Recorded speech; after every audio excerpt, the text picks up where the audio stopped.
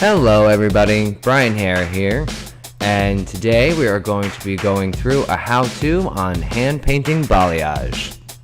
We've got our lovely model Kate here. She is no stranger to balayage, so this was actually a really fun thing for me to do because she'd had it in the past and she was a really big fan of it. You can see there's some that's grown out, but my goal here was not only to give her balayage highlights, I really wanted to brighten her up a good bit. So you'll see that in the before and after. So to get started, we've got her sectioned off, 4 standard sections, working off the part. It's very important that you have them show you where their part is, because that's where it's always going to be when they put it in. And you'll see when we get to the front how the lightness effect is really going to work off that part really nicely. So we are doing a full head, so we're starting all the way back at the nape of the neck, they're horizontal sections, but they're horizontal sections that still kind of follow the round of the head a little bit. I personally am going to be choosing to work side by side as I go up through the back because I want everything to lift pretty evenly. I've chose Paul Mitchell's Synchro Lift here with a 20 volume for the back 2 sections and 30 volume for the front 2. This took me about an hour to do, so it's pretty sped up, so I don't want you to think that I just rocketed through this, because you really do want to take a lot of care when you do this, because it's a service that is really going to showcase what you can do. So for everything below the parietal, I'm taking a little bit wider sections, because I would like to add lightness back there, but I still want the dimension of it being a little bit deeper of a blonde. So to achieve that deeper blonde, I'm going to leave more for natural in it. So the sections back here were anywhere from 1.5 to 2 inches wide. I take sections that are about 1 inch thick because as I hand paint this on, I want to make sure that when I press into the hair, I'm not pressing all the way through, which will cause bleeding. To apply this, I have chosen to hold my brush vertically, parallel with the hair. When I've got the product on the tip of my brush, I start around mid-shaft and sweep in a downward motion, but then slowly move up towards the scalp. It's a tip I picked up. It's cool because you want your highlights to be a little bit thicker towards the end and finer as you get up towards the head, because the effect of this is going to be a very natural, almost sunlightened kind of effect. I'm taking these sections a little bit wider again, like I said, because I want her natural to also dance in through there, but I'm pinching the sections down at the end, having each one come to almost a point. So what this effect is going to do, like I said, I want to brighten her overall blonde, so that's going to give her a deeper in the root out to that lighter effect so that it looks like the sun really did do this. Again, we're still below the parietal here, so we're still taking the wider sections. Just keeping in mind, everywhere you put lightener is where there's going to be highlight. So I wanted to be smart about, in case she throws her hair in a ponytail, what you will see along her hairline, because those highlights are going to be right on Front Street. There's no hiding them. This is not like foil work where sometimes you see these and sometimes you see don't. Like, I'm working off of how her hair is naturally falling, so you're going to see every single one of these highlights. Again, mid-shaft. Slowly working my way up towards the head. I know it's not slow right now because we sped it up, but in all actuality, you do it slowly enough that you keep control over what you're doing. You don't want lightener flying everywhere. I always get a lot of questions about the consistency of the lightener I like to work with. For something like this, I like to make sure that it is creamy but not too loose. You know, you want it to be able to brush swiftly and smoothly, but not so much that it's going to seep everywhere and start to bleed. There's a good shot where you can see, you want to slowly work it so that the highlight gets smaller as it gets closer to the scalp, because you want control here. I chose to use the Synchro Lift from Paul Mitchell on this one because it's a lightener that doesn't swell. I think that's probably one of the most important things. If you are working with lighteners that have a tendency to swell up as they develop, then that's where you're going to lose that control and it's going to start to puff up and bleed onto hair that you weren't lightening to begin with. And then you've sort of lost that seamless, possible sun-lightened effect in the hair. So once I get down towards the end, it really just starts to encompass the entire section that I'm holding in my hand. It's feathered on at the root. And then once those two lines start to come together in that pinched section is when I go ahead and just paint it right through the end. Now that we're above the parietal, we're taking much smaller sections. I like to work in sections that are about 1 inch wide, because with you doing those V-shaped sections, I guess you could call them, you gotta remember, if these 2 inch wide sections are next to each other, there are going to be 2 highlights sitting next to each other. So you're going to have a really nice blend of the new lightened hair with her natural coming through it as well.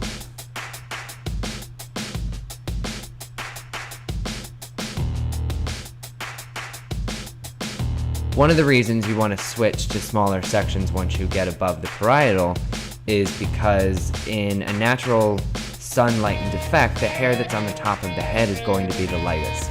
If you need a good point of reference, think of a small child when you see your clients point at a little girl and say, I want highlights like that. Why can't I have hair like that?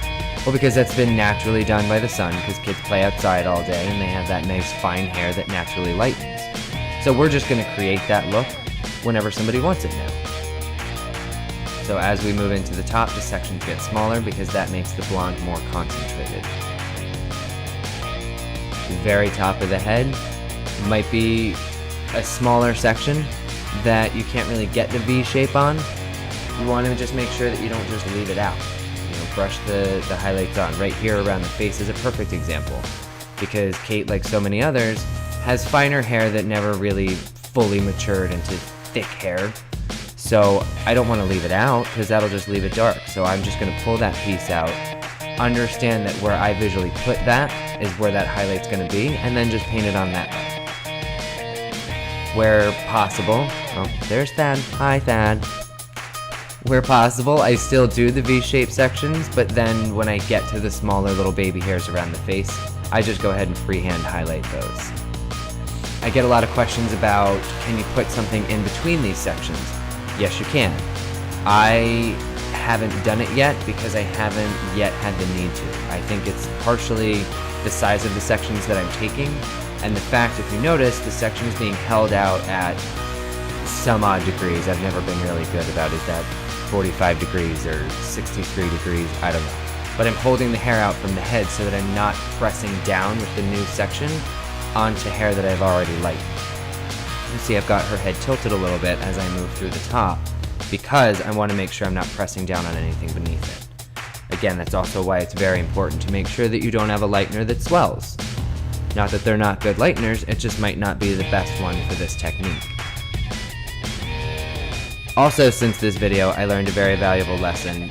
Now when I do this, on my left hand, I wear a rubber glove that I cut the fingers off of so that I could use the back of my hand as almost like a highlighting board. I never worked with a highlighting board. I might like it. I've just never used one, so if anyone wants to send me one, I'll try it. But I got a tip actually from YouTube. Somebody said try using the back of your hand so you don't have to wipe on a towel in between every single section, because that does take time. And the back of the hand trick's great, especially when you put a glove on, because then you never have to wipe it off because it never stings. But it does cut out a lot of time not having to wipe your hands off every section, because you really need to make sure that you're working with very clean hands, because you're working in exposed hair here. So if you have lightener all over your hands and go to touch another section, then you're not in control of where that lightener's going. As you see here, now that I'm working on hair that is directly around her face, this is on some people what would be their fringe. For her, she keeps it longer, but this is that hair that she's going to see every single day when she looks in the mirror. So you really want to work and make sure that all the way around the face you keep it nice and light. You can see the highlights there are getting, you know, a little bit thicker, a little stronger. And now that I'm on the part, that's where you really want to focus, because the part is always going to be seen. That's why I said you want them to put their own part in there, because you want to know exactly where that's going to be. Because unlike foil work, we're going to match up the highlights on either side of her part to make sure that they come pretty close to connecting. Because unlike foil work, this is not as strong of a banded effect of lightning. It's much more of a general area of lightning that you get from the hand painting. So having it match up on either side of the part gives it more of a natural, all-over blonded look. So that's where you want to just take special care to make sure that you've got really precise, sharp lines following that part. And you see we're now approaching that last piece of fringe at the part, so I want to make sure that that, above all else, has a really good, strong light effect to it. I've had people ask me, why not just go ahead and lighten that whole section? Well, the reason I don't want to lighten that whole section is because we've all had those clients that come into you and you've sat there and you've lightened them just as far as you could possibly get them. They're a level 11.5 white blonde, and they say, make me blonder. Well, you sit there and you think to yourself, how do I do that? The best way to make someone look blonder is to give them some kind of contrast up against it. That's why no matter how blonde someone is, whatever their natural grows in, they always say they have black roots. We know they don't actually grow black hair, it just looks darker because it's up against lightness. So having this natural base of hers come through the blonde that I'm doing is going to make the blonde look blonder, and then give her a very natural, no maintenance low light as well. I don't know if I mentioned it yet, so I'll mention it again. I did use a 20 volume developer in the back and a 30 volume up front because I want all of this to process evenly.